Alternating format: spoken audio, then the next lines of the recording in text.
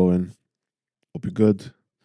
Um, Hope you had a nice weekend. Although we haven't spoken about 2 weeks now. Um,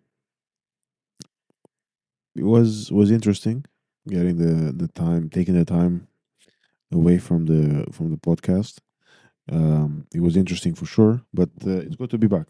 It's been nice. It's been good actually. To I enjoyed the break. Don't get upset. But yeah, it was nice. It was a good break. Um, Good to be back. I've got a lot of catching up to do, which is what I'll be doing um, on like this same day that I released the episode, and yeah, we'll see how that goes. But no, it's been nice, and I'm quite glad that I took the time off. It was good to see my family. It's been over a year, you know. Yeah, it's been an interesting trip as well, but I think it was nice to take the time away with my partner. Although we missed our kitties very much, we missed Pickle and Sarma. They didn't come with us. They had someone look after them here in the UK, and yeah, I think at one point I kind of got like homesick for in the respects of like coming back here. Although I was actually in Romania and for a few days in the town that I was raised and grew up in. Yeah, got homesick and wanted to be back here. Although the food was amazing, the people were lovely. Good to see my family. Um, but we just got back earlier today, and it was just again, it was a good break. Now I feel like I will have a lot to tell you in the maybe next week or so, but again, because I'm still kind of like trying to figure out what's up, what's next, and you know, like I'm even like thinking about like, oh, what has happened. Um, I'm going to be very short for with the intro this week, but I feel like that's probably a good thing because the conversation that you're about to listen to was brilliant, and it was actually such an yeah, it was just great, speaking with Rachel, and she's a great comedian. She's a brilliant comedian, and it was just we met not a long time ago, but from the first time we met, we ended up chatting about loads of things, and she's a lovely person, and again, she's a brilliant comedian. I really enjoyed listening to her material, to her set, and I really enjoyed having this conversation with her that you're about to listen now. And I hope you enjoy listening to this as much as I've enjoyed recording it. And I'll catch you before we wrap it up. So yeah, enjoy. Here's the episode with Rachel.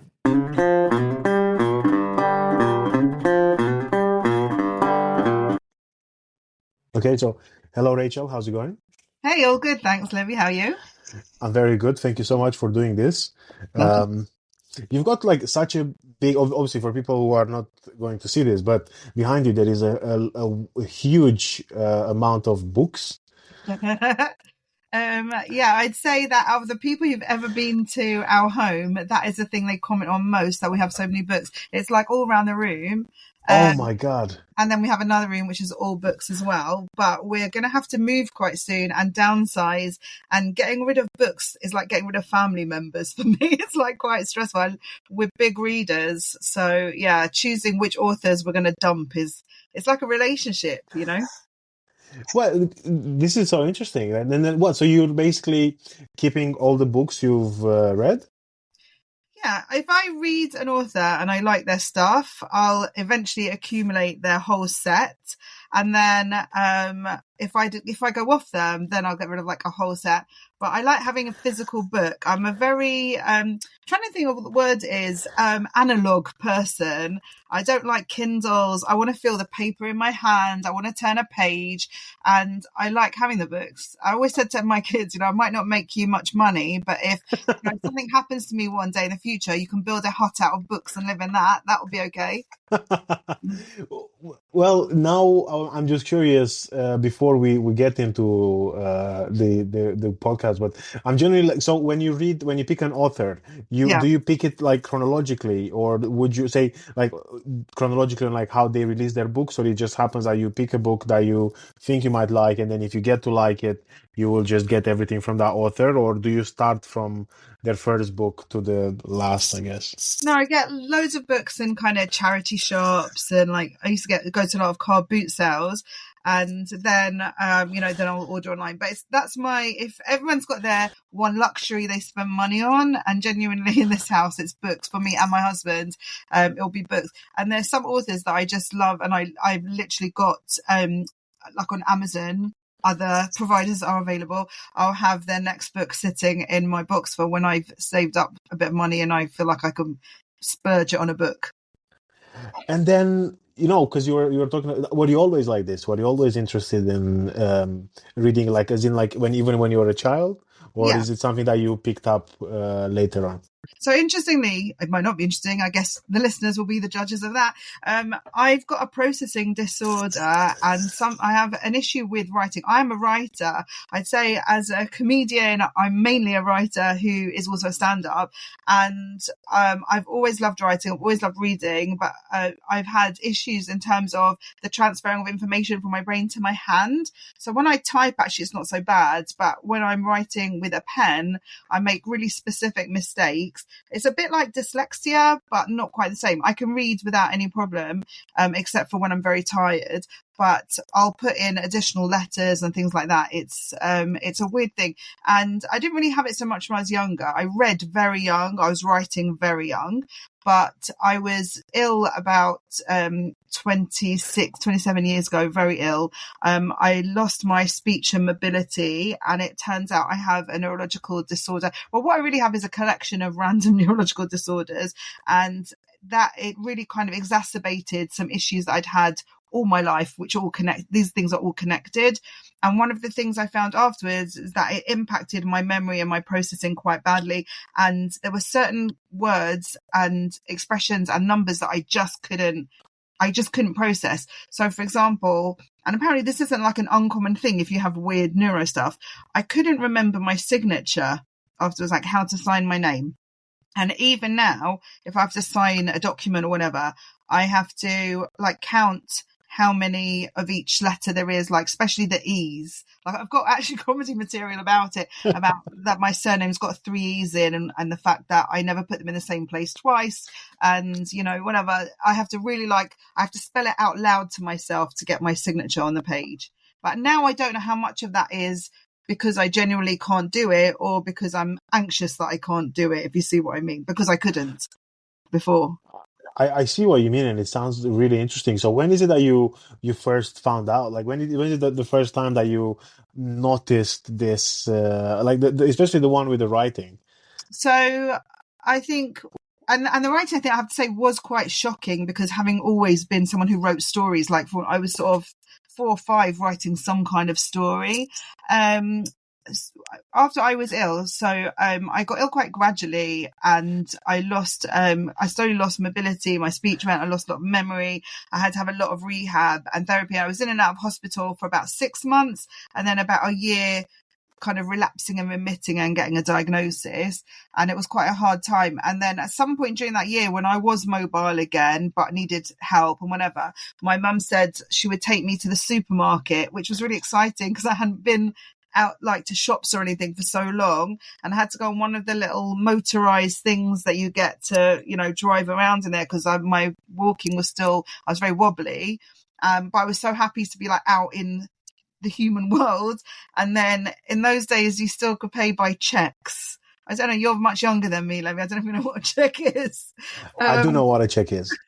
So we got to the checkout, like to pay, and I got my checkbook and she said, off you go. And then my hand was quite wobbly, but I managed to get all the numbers and the dates and everything. And then I just couldn't work out the connection between my name, which I knew, and being able to write it with my hand. It just wouldn't go from one place to the other. The connection is sort of broken, and it took some time to relearn it. And I managed to write it by my mum, like sounding the letters, saying, "All right," and also because with your signature, it's not like printing your name; it's a particular shape. You know, you've honed it since you first thought maybe one day I'll be famous. So, you know, to get it to look like it was meant to look, it wasn't so easy, and I think I had to throw a few away. But because they could see that I obviously had a disability, they were quite patient about it, and they didn't think I was trying to rip them off by like making mistakes. Oh my God, but the thing is, this sounds like it must be like so stressful, no? Because, you Very know, like you said, you were in that moment and like, oh, I just need to, again, like hand off this check and then that's it, I'm done. While everything is going on without you understanding why this is happening. Yeah, I mean, it was one of so many things across that period of my life. And really, the few years that followed when I was sort of adjusting to the things about me that now don't work as well as they did, or work differently, I guess, than how they did. You know, there were just lots of moments. I think also, if you're a creative person, then not being able to use one of your main creative outlets is really challenging. And the other one that was really problematic for me, and it remains problematic, like I don't know if you can see, there's a lot of guitars behind me, Yes. is we're a very musical family, and I was a singer-songwriter, and I played the guitar from when I was quite young. I was in bands, and I couldn't play the guitar anymore after I was ill, and I still can't now. I never regained the dexterity to play an instrument, because I have control of my hands well enough to write. I don't have the same handwriting every time I write anything, and I still have mistakes with handwriting.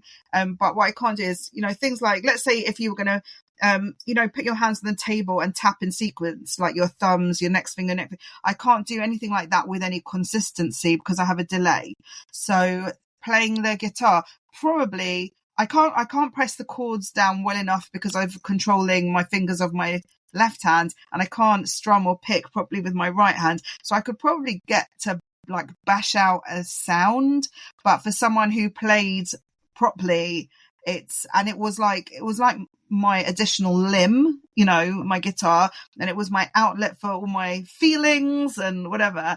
And the loss of that, I would say, is harder than anything else. Like I can cope with all the other things that get messed up. Even now, like if I'm having a bad episode, it can affect my speech quite badly.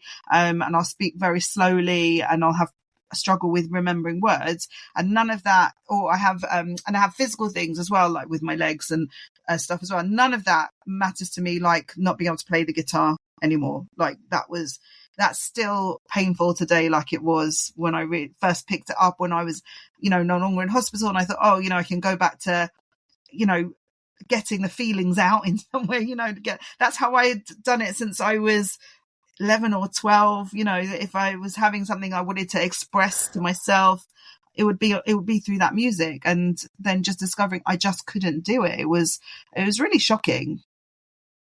You must be. It's I can only imagine. Especially, I think when you said that you, like, you know, you picked it up so young, and it was a big part of it. I think the bit about like being your third limb, you know, Yeah. where it's again, it's something that's essential to you, and then to not be able to do it, Yeah. it's, yeah, I think it's heartbreaking, you know, and I can imagine. how would that feel even years later when you Right. still think about it? I mean, But if I I was, hear, like, if I'm somewhere and someone's playing guitar and they're playing something, I mean, I played by ear, so I could follow along with anything. And then I do sometimes notice, like, my fingers will move to those positions, like muscle memory. And then I get very frustrated, and then I have to work very hard, like, take a deep breath, work very hard on having gratitude and appreciation for, like, I had to relearn how to walk and how to dress myself. And, at one point I couldn't self-care, and I have to think I can do all those things now, and this is the price in a way, perhaps that was the price. But I don't want to be melodramatic, and I've written bits about it, but I guess it's a bit like, with the original story of the Little Mermaid, and she gives up her voice. For me, but for yeah. me, the guitar was like my voice. But there you go. Now comedy is my voice, I suppose. Yeah, no, and I don't think it's melodramatic at all. I feel like it's such a natural thing to always, long for something that you don't have, regardless of everything that you have, regardless of how the multitude of the things that you have. So I don't think that's, yeah, again, I feel like that's very natural. And I think everyone, at least I personally, I feel like that in many occasions where, even for things that are, I'd say for of a, are not like as important to me, but still I'm like, oh, I wish I could do this, or I wish I had that. And then to give myself the reminder that, oh, but what about all these other things that I've managed to Yeah. achieve, get, etc., which are huge or Mhm. big. But yeah, I think it's natural, we ultimately we are like people. So Yeah. yeah. But I was curious because then you were talking about how when you were younger you started reading very early, you're writing early, and Yeah. then you were doing music. So are you now you're talking about like how your family now it's very, again, creative, like very musical. Mm. But were you also brought up like this? Like, were your parents creative, or was it just you who had the creativity in the house?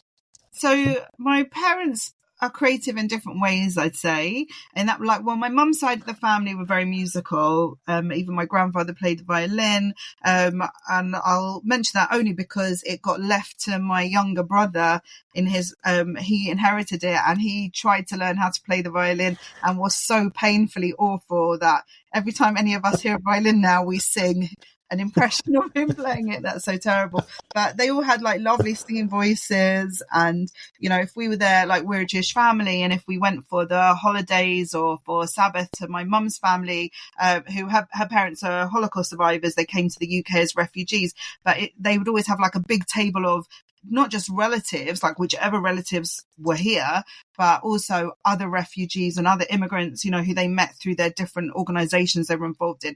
And that household was always full of music. There was a piano in the living room, and, that's a big memory. And my aunt, my mum's sister, is a singer, songwriter, and author. So very different to me in that her main, I say, genre is punk, but it's another creativity, I suppose. My dad's side of the family all have terrible singing voices, but they like music. My dad played guitar. That's how I ended up with a guitar. He had one in a cupboard, and he had it from when he was like a young teenager. And when I said I wanted to play, and I was someone who would pick up and drop things very often, so he said, well, start with the one we have, and if you stick with it, then when it's an important birthday, I'll get you your own one. So I played my dad's guitar till I was 16. And then for my 16th birthday, he took me it's like in Harry Potter when you go, was it Oleander's, when he goes to choose his wand? And he took me to this big guitar shop, and he's like, one of these guitars is yours, and you'll find it. And so that's what we did there. But my dad's family were artistic, and even my dad, he was a dentist, but in the years when you trained first in medicine and then you specialized in dentistry, and he used to, when he had to, like, on call late at night and things like that and be in the hospital, he said he used to keep awake by just drawing his foot in different positions as a way of, like, keeping his brain, like, active, so he didn't fall asleep in the night. And we have in our, like in my house, in most of my siblings' cousins' house, we've got like paintings done by members of his family. So yeah, so quite artistic. But my dad's side is very medical, like virtually everybody's very academic and medical. And my mum's family were a bit more kind of creative professions. My mum trained as a linguist. She spoke a lot of languages. I think coming from a refugee home, you know, different people are in and out. You already have 2 languages before you even start. If you're a Jewish refugee, then you probably also have Hebrew as well as whatever, like her family are German, and they had a lot of French relatives. And so she started off, you know, essentially with 4 languages by the time she was quite young, and then was very good at picking up other languages. So that, I said the word language way too many times in that amount of time. But yeah, so That's okay. differently academic and differently focused. But I was the first family member that people were aware of who struggled academically with lots of undiagnosed things.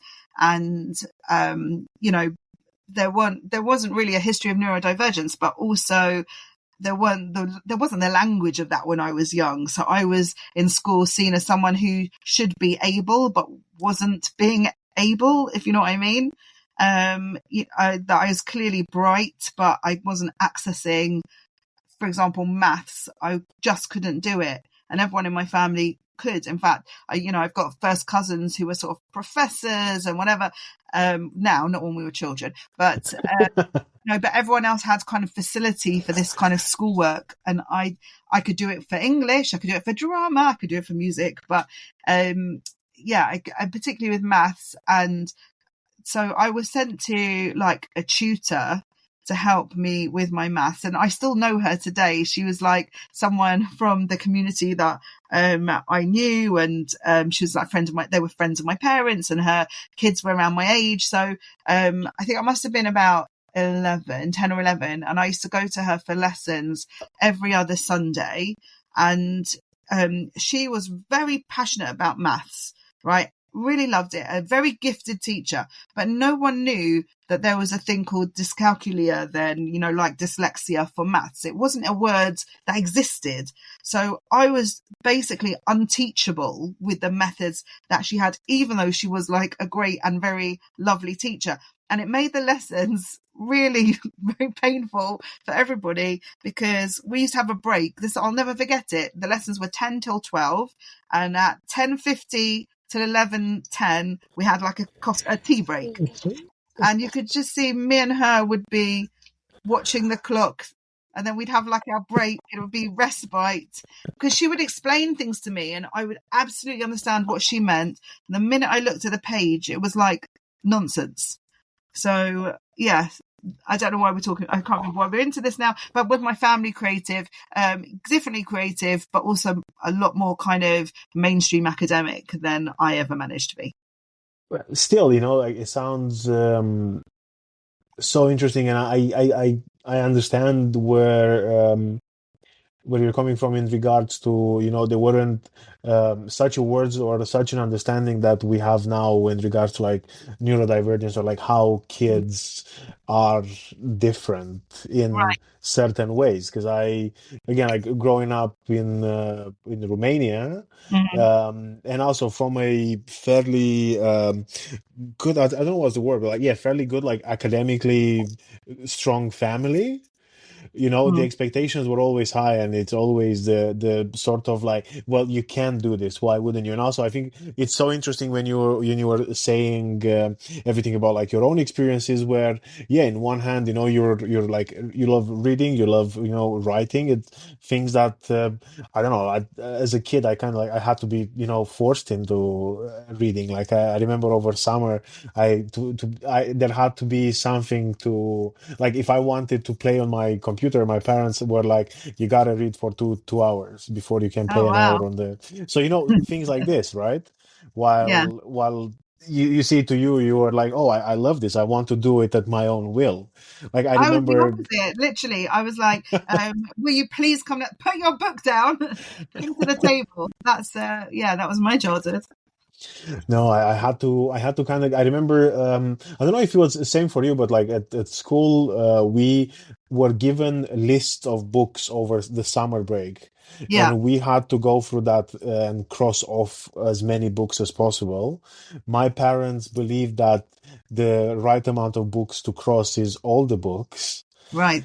So it was so intense. Like I had to write again, read, sorry, every single day. And sometimes I have this thing where I fall asleep when I read, but like not as if like, oh, I fall asleep because I read Mm. before bed.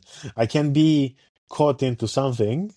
Yeah, And while I'm reading and while I'm paying attention, it just feels like as if someone's put like a switch in my head really. and I'm just out, you know? You're And the reading the amount, wrong books. That's the thing. You need to read you books said that take you on a journey. I did though. That's the thing. Like with books and authors that I genuinely enjoy, and I actually like pay again. I pay attention to. It just happens that I can just again. I just go like lights out, and my mom would the amount of times I got caught basically like with my head on the book or vice versa. If I were on the sofa, like I'd have the book on my face basically and stuff like this. So, but again, it wasn't willing. I didn't do it because I wanted to. It Right, just right. happened. But yeah, Yeah. I can see and I can understand very much what you're saying about the. Uh, it's not the same. I guess the level of understanding that it is now wasn't a while ago. No. And in one hand, you're like, oh God, I feel like every time now I imagine with is the same with your children. When I look at my niece and my nephew now, and I think sometimes I'm jealous of them because I feel like I wish I wish I could yeah, I wish I could have that, or like I wish I could have gotten that sort of understanding of, oh, I wonder why he's not doing this way, or like I wonder why. I mean, it's a completely different world. My kids are older now. I always say it's interesting. You can tell how long I've been in comedy because I've got material where they're really young, and now they're both adults. So my younger one is at university now, but they both like reading, but they will read non-fiction, and that is something I never found that easy. I don't mind reading like a biography of someone written by them because then it feels like a novel, but that I can't get over that they both read non-fiction. But in terms of like that language use, my younger one during lockdown, I remember he used to go. Everyone was quite isolated, but we didn't live that near to his school. So a lot of his friends lived very near the school and, they used to be able to meet up and go for walks and he couldn't because he was like further away. So, I was very keen on whatever he could do where he was interacting with other young people. So he was a big gamer at the time. And he used to game with a lot of his mates where they had their headsets on and they were like chatting while they were playing whatever they were playing. And I didn't really restrict that. I didn't mind it too much because I felt like then at least he's having connections and interactions with other young people. And one day, I think I was folding laundry or something, and I could hear him with his friends. And they were talking about one of their friends and they used they, them pronouns in the conversation just about the friend. And afterwards I said to him, is one of the kids in your group non-binary? And he said, yeah. He said, why'd you ask? I said, I heard you chatting and I was just thinking how, for most of us, we're having to learn about pronouns and, make sure that we understand if we choose to be receptive to that, make sure that we understand a way that people are comfortable being addressed. And statistically, when I was at school, there would have been people in my year who were non-binary or, whatever it might be, or trans or gay, whatever. We didn't have words for it, never, let alone being able to make someone comfortable in their skin amongst that. The fact that you can just do it at however old he was, 16. I said, the fact that you just do it, you don't even have to think about it. It just is a natural thing. And for that young person, they'll never know how horrible it is to have their friends address them in a way that doesn't feel like them. I just thought that was quite amazing and mind-blowing. Yeah, I agree. I feel like again in the bright side, I feel like yeah, that's one of the things that it's nice that we've achieved, I guess, or like we've managed to get to. Um, but I was going to ask you now about like how then, yeah, so how did the comedy, how did you start your comedy journey? Like what made you, um, what made you get into, or and is it the stand-up comedy that you've done the first, or what did you actually done? Have you done like comedy writing and then started stand-up? I've got such a messy backstory, Okay. unsurprisingly. Like everything I've told you up to now, you'll be like, yes, obviously it's going to be messy. I have always loved comedy. My dad's family were very, very funny, particularly quite dark humor. My grandma is still probably the funniest person I ever met. She's no longer with us, but her voice is still in my ears. And I've spoken about this in a few different places. But it's a lovely memory for me in a way. My grandparents' home was very traditional, and not just religiously, but just, trying to think what the word is, like gender roles, I suppose. And if we went to my grandparents, this is my dad's parents, so they were originally Russian and Polish, but they were brought up from quite young in the UK. They also left for bad reasons, because that's how Jews end up in other places, obviously. But it wasn't a Holocaust thing. So anyway, if we went to their home for, let's say, a Sabbath or a religious holiday, then after the meals, like you'd have a big lunch, all the family there, cousins, aunties, uncles, all the women would go to the kitchen to be like clearing up, making tea, that sort of thing. And the men would go into the living room and they'd maybe they'd undo their belt buckle because they're so full from the food and lean back on the armchairs and the sofa. And they would just joke at each other. They would just tell each other, like mainly old Jewish jokes, but they would just sort of banter and have like hilarious stories of their working week, whatever it was. And obviously I was meant to be in the kitchen helping with like drying up the plates or whatever, but I would sit on the stairs in between those rooms and I would want to be in the room where the jokes were because that seemed like more fun. And my dad really loved comedy, so we watched a lot of comedy growing up. But there were no role models for me to think that was a job that I could have. And I loved drama and I loved music and I loved writing, like English and writing especially. But because everyone in my family was sort of on quite an academic path, I was always being steered. And this is quite common for people of my age, like just steered in the direction of what was normal for the family, even though I was a bit of a round peg in a square hole. So I did lots of community theatre. As I say, like I used to write a lot of songs. I used to do comedy songs quite a lot with my friends. If it's someone's birthday, I'd write a parody song, that sort of thing. I was often in trouble in school for standing on a desk and singing in a stupid way. I had a lot of issues at school, which were mainly, I think, down to the fact that no one knew how to make me a teachable child. And also because I went to the first high school I went to, I was bullied and then I got taken out and moved to a different school. But there wasn't, this is the times that now there's a whole process when that happens. You have a transitional period and a mentor and there wasn't any of that. And I got moved to a very ultra religious school. My parents had become much more religious and they thought that would be a more suitable school. But I wasn't in that same place of the journey perhaps as they were, so there was a lot of upheavals. So I was sort of funny in school. I wasn't hugely funny out of school. I was seen much more for my music than for anything else as a teenager. If you ask people, my peers, how would they picture me at 15, 16, 17, it would be with my guitar.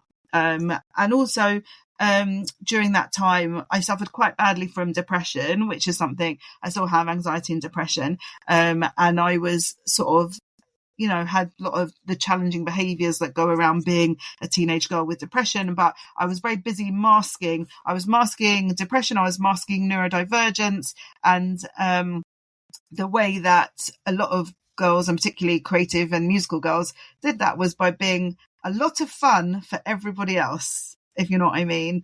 And so that was it. And I just thought that's what my life is going to be. I'm going to be trying to learn things I can't learn, and meanwhile I'll entertain everybody else because then I don't have to think too much about how I feel.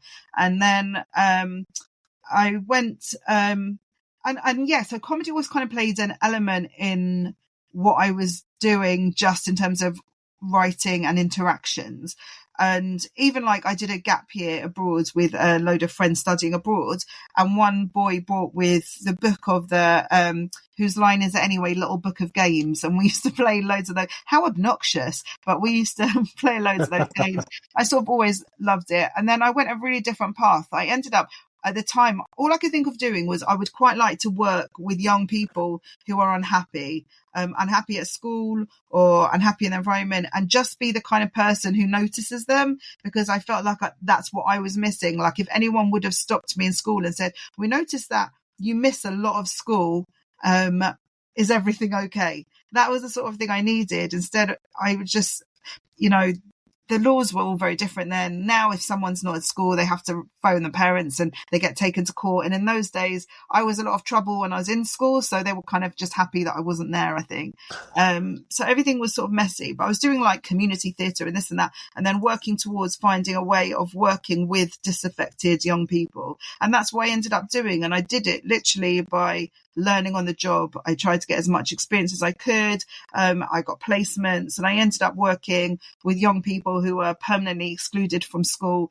Effectively, over the years, I became a very senior social worker without ever having gone to university, just based on like knowledge and skills. And I did lots of small courses, and that's what I was doing. So I've sort of, this, as I said, it's really messy. So I'd started working with young people, and I was working at that time, before the social work bit really, I was working with young people whose lives were affected by substance misuse. So drugs, alcohol, themselves, the family members, part of the time. And I was working in a school as an informal educator part of the time. And I was training as a therapist part of the time on the side.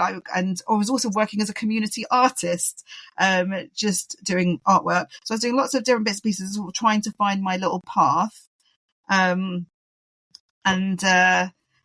You've frozen. I don't know if you're just in shock. Yes. Can you hear me? Can you see me? I can now. Yeah. So I was really trying to find what my path was. And then I got ill, like I mentioned, and that sort of robbed a year of my life, really. And I thought after that, I just want to do what I want to do, if that makes sense. I want to find something that I really care about. So I focused much more on finding work with young people. And as I say, I ended up working in specialist provisions for kids who were out of school long term, either because of behavioural reasons, emotional reasons. I worked with a lot of refugees and asylum seekers. I worked a lot of kids from very disadvantaged families or backgrounds of abuse.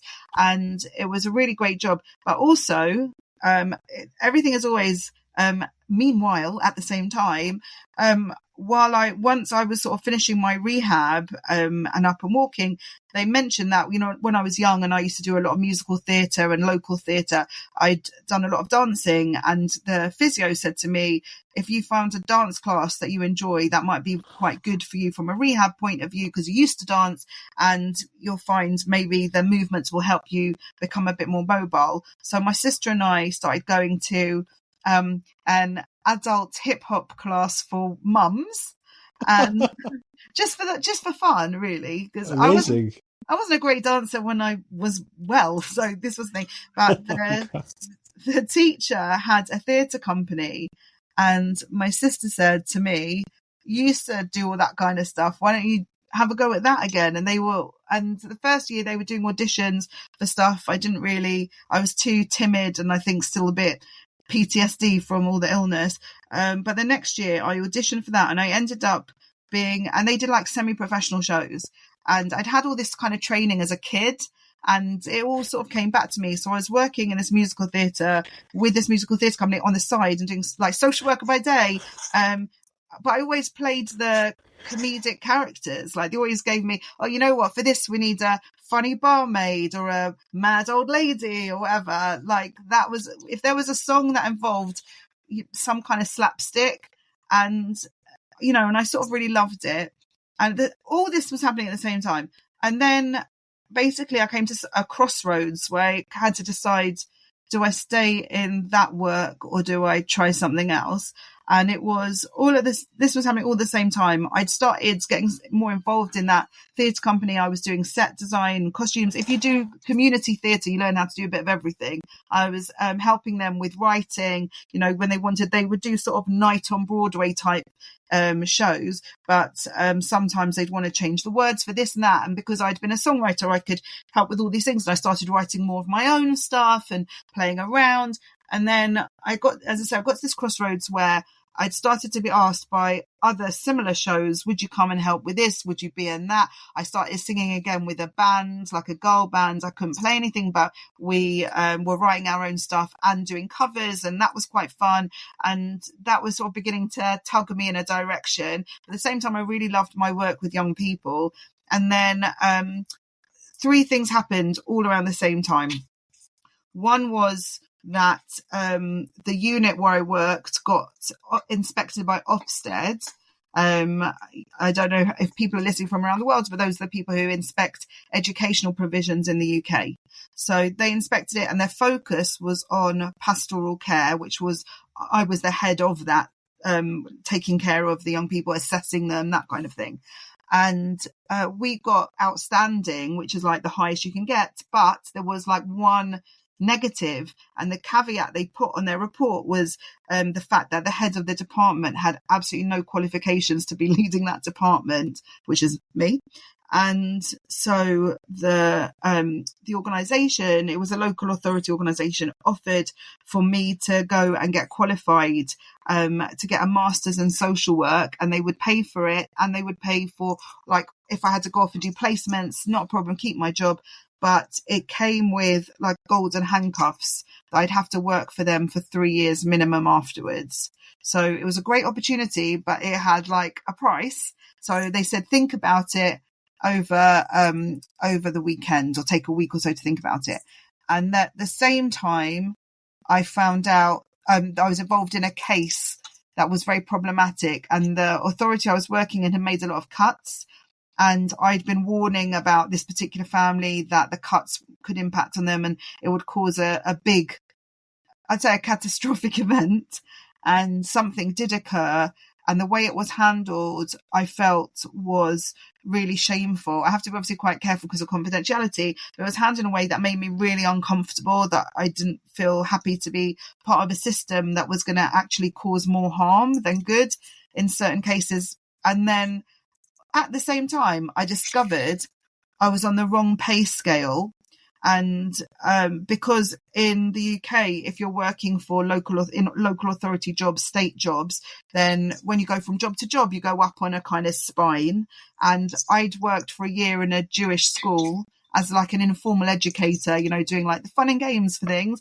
But that was a state school, and it had been missed out. And that was one of my very first ever jobs. So I was owed the equivalent of about 5 months' salary in back pay. And I thought to myself, this is the only time I'm ever going to have a nest egg, like, of money, because they'll have to pay me back this 5 months of money. And then I could try something else. And if I don't like it, I can come back and do something like this. So I came back on the Monday and I said, thank you very much for the offer of my, you know, getting me the masters and everything. I appreciate it. I'm giving him my notice and I'm going to leave in December. And that's what I did. And I left. And a friend of mine who was also like trying to find a creative pathway, she and I set up effectively a kind of theatre/production company together. We just walked out of our other stuff and we just did it so that we could try out different things by doing them with people and then see what we wanted to do. And I worked out quite quickly that the bit I enjoyed most was writing, directing and performing. That was just really what I wanted to be doing.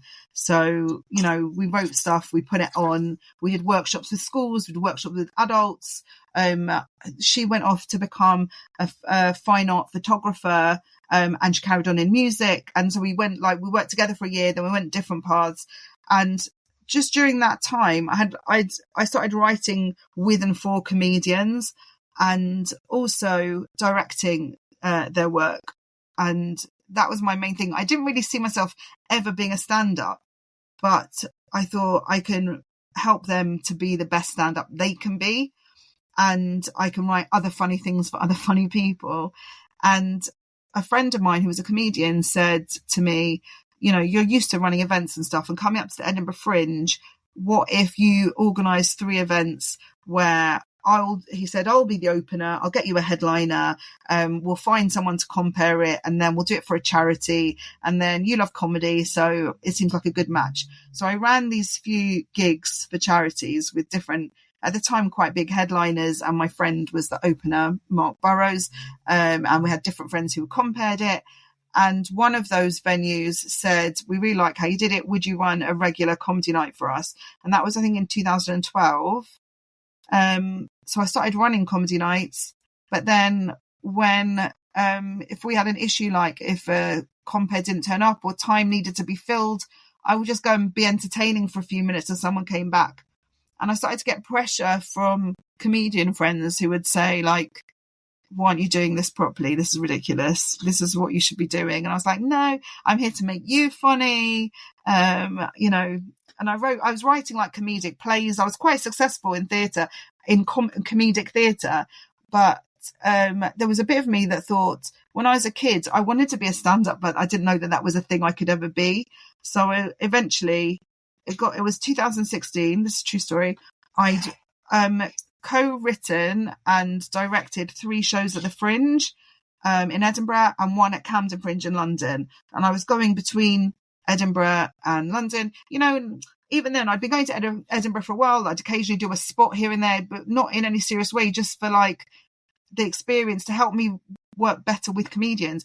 And anyway, 2016, and I was sitting in the audience of one of the shows which I'd co-written a bit of and also which I directed. And the comedian in question, she delivered a line which I'd written, and I just thought to myself, I had to, like, in my bones, I wish I was saying that. I wish that was me saying that. And I don't know why that particular thing was the trigger, but afterwards I said to her, we had a conversation, she said she saw something on my face. And I said, yeah, I was thinking that. And she said, we keep telling you. And I came back from that Fringe and I said to my husband, I think I'd like to give comedy a proper go now. And he said, well, thank God. He said, you know, we've all just been waiting. And I think part of the big delay, and I've been talking for way too long now, but part of the big delay was because I'm an Orthodox Jew, so I observe Sabbath, which means no working from sunset on Friday till nightfall on Saturday. It means not being online, which is why I get so much reading done, I guess. Not being online, you know, and not doing any work, not traveling. And our industry, the comedy industry, is so focused around weekends. And I knew that it would be a barrier for me in terms of progressing. But I guess it got to the point where the desire to do it outweighed the impediments to doing it. And I just thought, my journey will be my journey. It won't be the same as anyone else's. But then nothing up till now had been. So what difference? So, yeah, that's when I started doing it properly. So I'd been messing around with it for so many years before, like just dipping in and out, comparing something. I hosted lots of different kinds of events. I'd never learned how to write 5 tight minutes of jokes, though. I could entertain you for an hour, but I couldn't. That's the bit that I had to learn, those sort of skills. There is.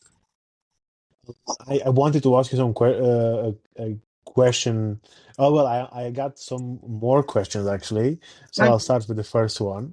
Okay. The first one, it's a few, like when we started, or when you started talking about like how you got into comedy, you were talking about how, you know, as a child you've struggled with depression. And you know, you also had the what's it called, the neurodiverse the neurodiversity, and then the depression.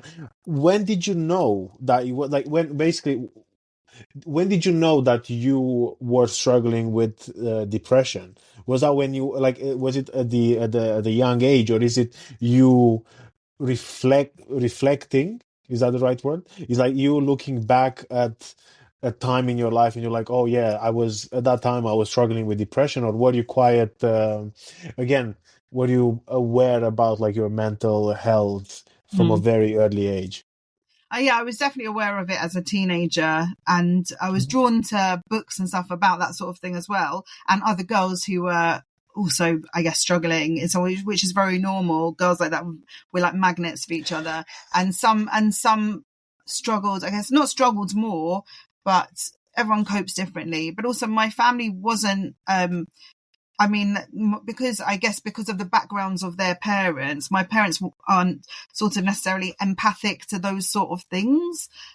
So it's not like I wasn't loved or taken care of, but it wouldn't have been noticed. And also there was a lot of teasing and things like that. So, I was so much more emotional than my siblings, and it made me feel a bit like a cuckoo in a nest. You know, I wasn't quite the one who belonged, if you see what I'm saying.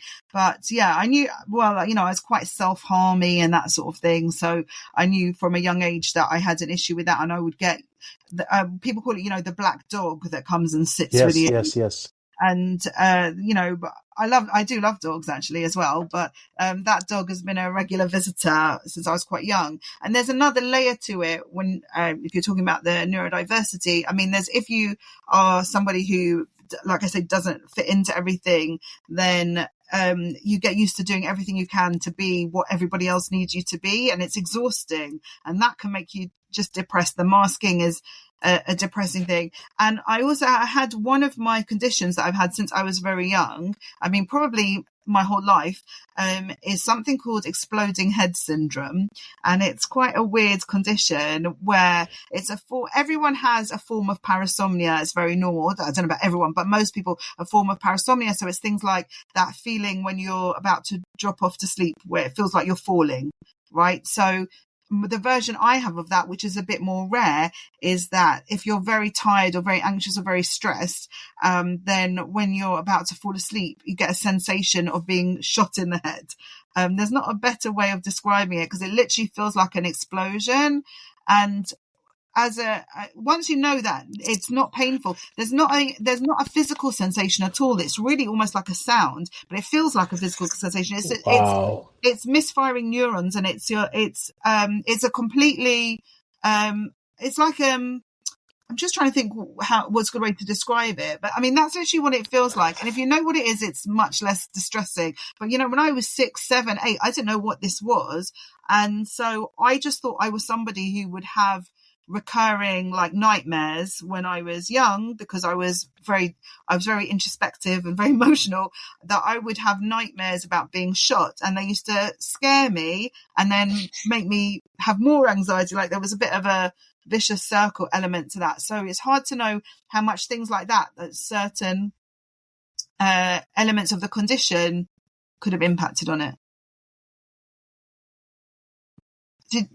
Hey, I think I lost you when you were talking about how when you were younger. Right, sorry. No, it's okay. It's not your fault. I think the internet is acting up. But yeah, you were saying about how you were a 6, 7-year-old who thought that you had nightmares about being shot. Right, and so I felt with those nightmares, they then would make me more depressed and more anxious, and it became like a bit of a cycle. And I even used to sometimes like pull my bedding and go and sleep like on the landing of the house, or like in between the rooms, because I think then someone will find me in the morning if it has happened. I felt it was such a confusing thing, but it was seen as Rachel and her weird nightmares. And it wasn't until I was like in my late 20s or early 30s that anyone gave me a label for that. But I think all those things really play on your mental health. Like, how can it not play on your mental health? Yeah, no, of course. Oh my God, I mean, as a fellow, I guess, individual who struggles with their mental health, but also who struggles with their sleep, Yeah. and has a sleep condition. I've not heard about this before, and it sounds terrifying. Google it To away. It's very interesting to look at. It's one of many. I mean, I have a lot of different kinds of complicated migraine symptoms that are not to do with headaches particularly, and that's just one of the least pleasant ones. But also, like you, I don't sleep well, you know, and I haven't ever slept well. The likelihood is because my brain picked up that sometimes I fall asleep and a horrible thing happens. So it's caused me to have disturbed and disrupted sleep for always. God, well, this again, it sounds. Yeah, I have a lot of, I think empathy and sympathy and everything like that, because I understand it so much.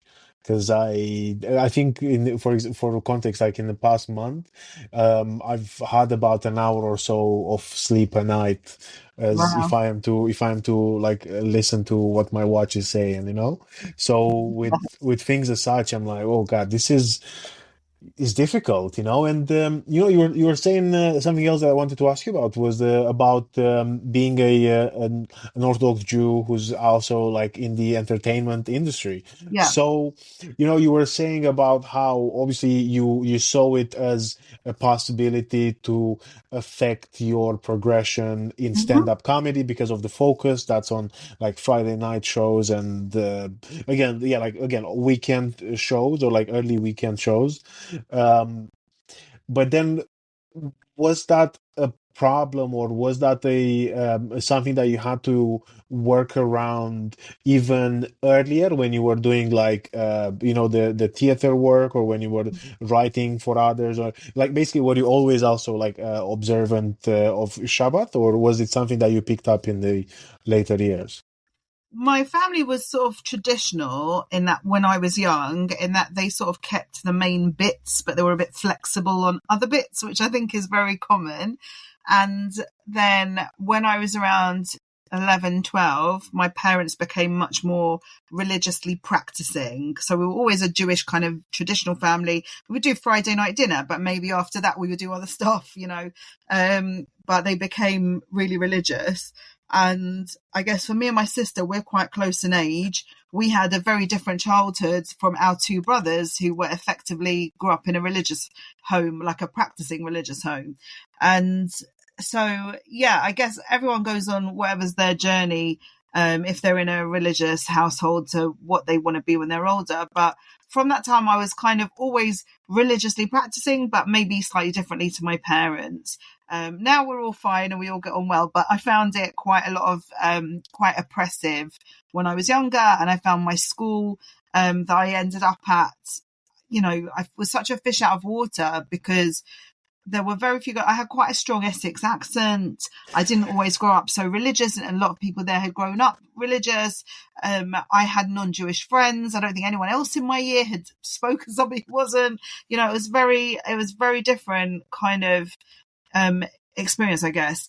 But I always was like Shabbat observant and kosher from, when I was, I guess, about 11, 12. I think we were always basically kosher, and we always did some kind of Shabbat, but strictly from then.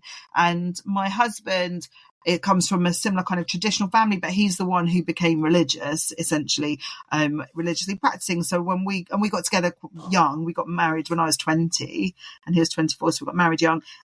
We decided the kind of lifestyle that we wanted was going to involve being religiously practicing, but also being part of the outside world, like not living just in an area where everybody is identical. And, we didn't want to be in a ghetto. We wanted to be part of society. So I guess we're what's described as modern Orthodox. So, like I cover my hair, but I go and perform comedy. Everyone does their thing. And in theatre, I was quite strict generally about I don't work on Shabbat. I did have one experience. I had directed and I was and written little bits for and was working on a show. It was a Jewish themed show, and it was really fun. And we toured it, and then we took it to Edinburgh. And then it turned out, this is a long time ago now, but it turned out that the venue we were going to, they were very strict that you could only have one day off in the whole month. And that would mean that the rest of the team was a bit reluctant to make even that one day off a Saturday, because Fridays and Saturdays when you get the biggest audiences. And I was in a dilemma about what to do, because I was doing kind of props and costume changes and ushering and a few different things. And none of those things actively break any of the Sabbath rules. But they aren't quite in the spirit of it. And they were very worried about if I wouldn't do it and they'd have to find money to pay someone else. And it became like a whole big stressful thing. So in the end, even though the person behind the show was like, you have to do what's right for you, I thought I didn't want to let them down. So I said, you know what, I'll come and I just won't do anything that's problematic. I'll come in different clothes on Friday nights and Saturdays. I won't carry anything because that's one of the prohibitions, is carrying things from place to place. So I won't be able to bring like my phone or card or whatever. I'll literally walk to the show, do what you need me to do, walk back to the flat. That's what I'll do.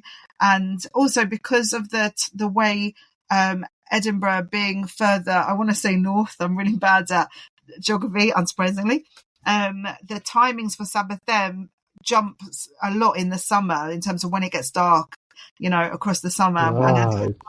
So there were like two more problematic Fridays and then two more problematic Saturdays in terms of the time, or whichever way around it was, the timings. So I just said, I'll just do it. And literally the first Friday night that I did that, I felt this is all wrong for me. This is not who I am. And I did it. I saw it through the whole month. But afterwards, I thought it was a good lesson because it made me know that I can't do that. It's not me. So I just never did that again. And with everything else with theatre, I would just say, this is my availability. And now it's the same thing. I just say to whoever, this is my availability. And that's it. That's just the way it goes, which is fair enough. Take it or leave it. Yeah. And some people leave it and some people take it. But I've had comedy promoters and people say to me, you're never going to progress in this industry. If you've got to work out what your priority is your priority, your religion or your career, whatever. I'm too old to be someone you can give that kind of ultimatum to. I think if I'd started comedy when I was younger, like in my 20s, I might have found it more of a challenge. Was now, I started it in my, I guess, late 30s. I knew who I was, if that makes sense. So it makes a lot of sense. Yeah. Mm. Yeah. And I think it's, even like in ultimatum as such, it's important to know that I think your identity is first, your again, your religion it's so, and their religion is so important. It's a big part of who we are.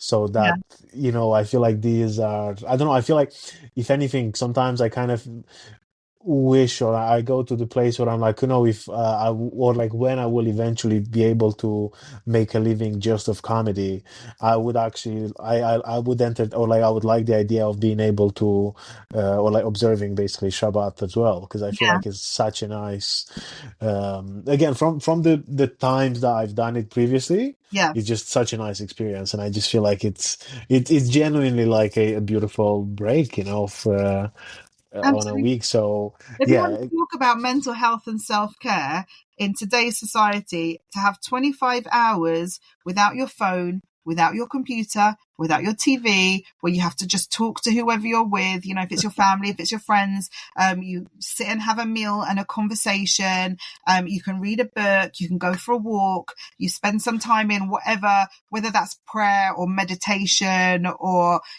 whatever, positive self-talk, whatever it might be for you, different strokes for different folks. If you take the religion out of it, there's not a psychologist, I think, alive who wouldn't say that's good for you. And I'm telling you that I think it saves my life. Like, not to be, a drama queen about it, but I think that everything feels a lot of pressure. I think mobile phones, smartphones, add so much constant pressure that you feel you have to be present for everybody all the time. People can contact you all the time. There's never a moment of peace, and not just having that switched off for 25 hours and you have to be with yourself. What can I tell you? That's a secret. I agree, like I actually on what you said, it's so, it's so true. I feel like that's the ultimate, break. I feel like everyone, I don't know, any sort of, either again meditation or I feel like any sort of self-help info that I get through is like, oh, just, put your phone on the side for a bit, or, Mm. switch off, or try to focus on yourself. And that's, yeah, like I said, that's the ultimate, the ultimate way of doing that. Yeah, I tell you, And when my kids were younger, and living at home, for the four of us to just know that there was a point in the week we would sit and have meals together without distractions, and you could ask, and we would chat about, their weeks, what they were thinking, their friendships, interesting stories from the news, whatever it might be. There's that point of human connection that goes a bit beyond the parenting of the weekdays, which is like, do you have your trainers, like for sports today? Have you done your homework? Clear the table, clean your room, put your laundry on, all that stuff. It takes all of that away, and it's just people in a room.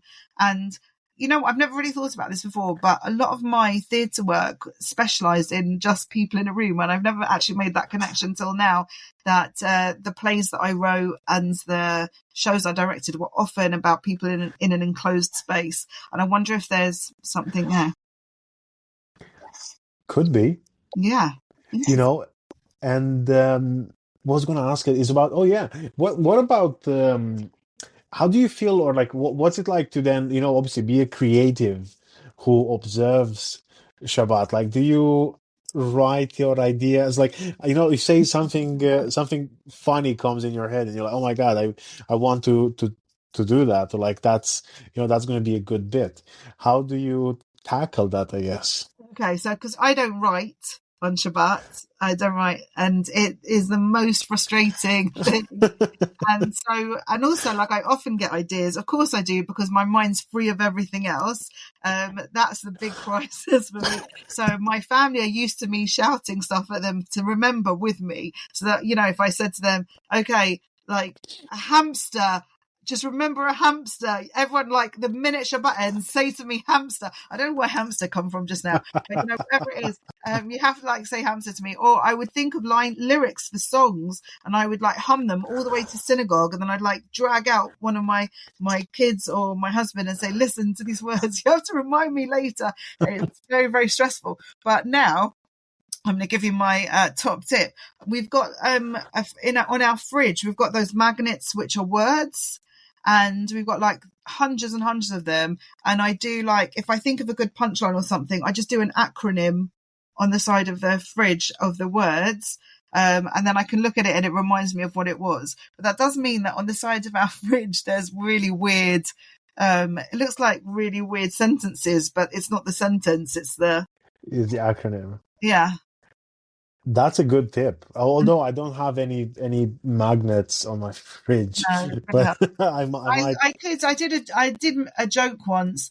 I can't really remember the whole thing of it now, but the point of it was, when you're trying to remember something, you can't write it down, and you just get objects from anywhere to be your prompt. So in the joke, it's like in the supermarket, I'm putting all the things in my trolley. I'm just going to buy those things to remember for later what I have to write down. But that could work in your home. You could get like an orange and a pillow, and I don't know what this joke is you're writing, but it involves an orange and a pillow, whatever it is, that will help. That sounds amazing. But look, I'm conscious of time, and I wanted to ask you before we wrap it up two last questions.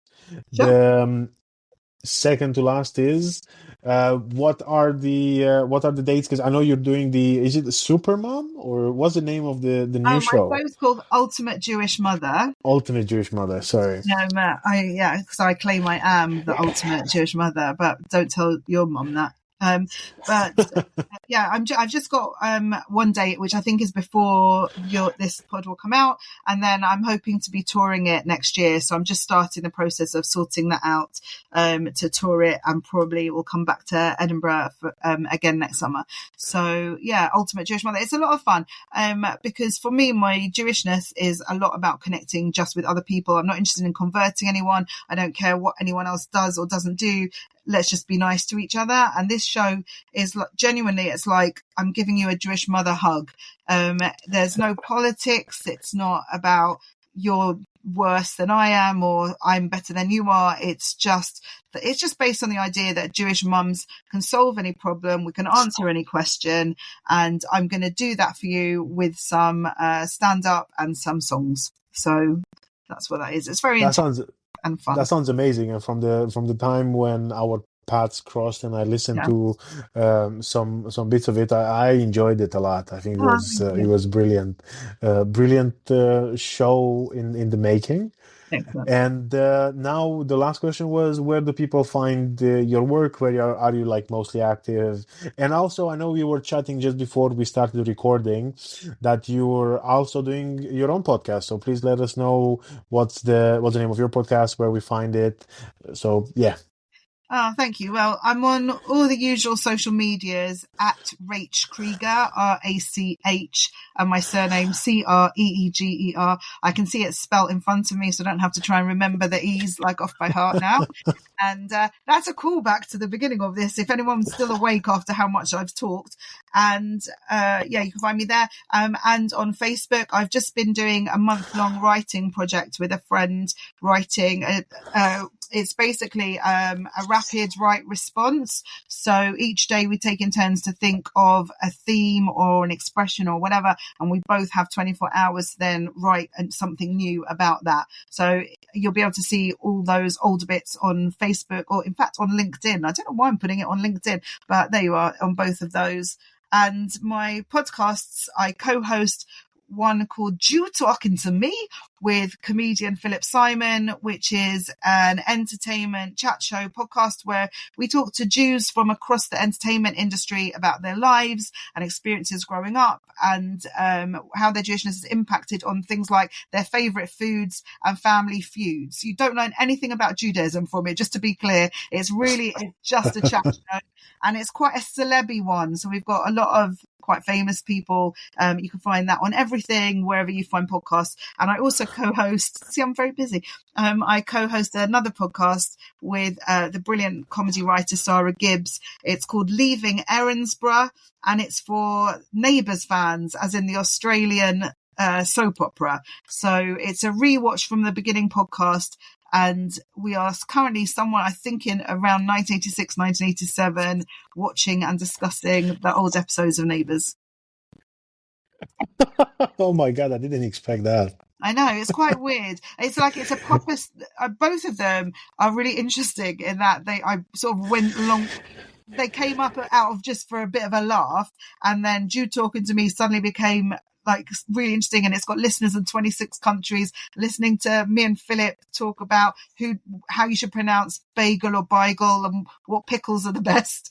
And then the Neighbours one, it's proper super fans who listen to it, and I've watched Neighbours from the beginning. I quite enjoy it, but these people are incredible to me because I'll say, oh, I remember there was an episode where someone did something like this. Later, I don't remember who they are. And within seconds, we'll have like messages from people going, the minute the podcast comes out, going, oh, yes, in 1996, a character called John said or whatever.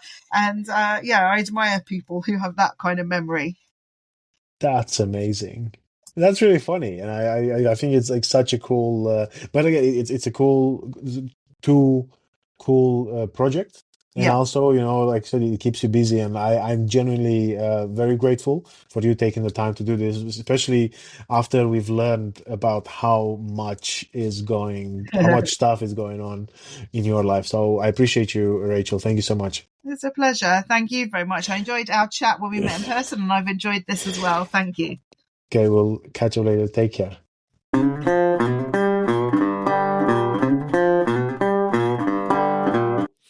Okay, well, how was it? Was it good? Was it what you hoped for? Was it better? I hope it was, because I really enjoy this.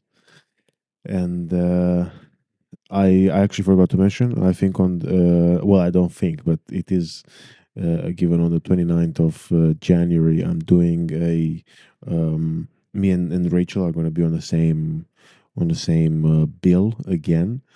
And it's at the Jewish Arts, Culture and Community Center in London. I think it's the postcode is on their Instagram, or like you can find it on their website as well. I know that is on Finchley Road, and it's the first time I'm doing that, and I'm looking forward to it very, very much. And for anyone who's listening that's in London, you know, if you have time, you can come, right? Like that would be a cool thing to do. And for anyone who's in London, also make sure you check out Rachel's social media, which I'm going to leave her handle in the bio as usual. And yeah, make sure you see her show, because on the night that we met, the show that we met for when we did the yeah, when we were on the same bill for the first time together, she did some of the material that's going to be a part of her of the show that we were talking about. And hey, I really enjoyed listening to her material. And yeah, I think look, that's it from me, Pickle and Sarma. um, Stay skillful and look after yourselves, and we'll talk again. Well, I'll talk to you again next week. Until then, bye.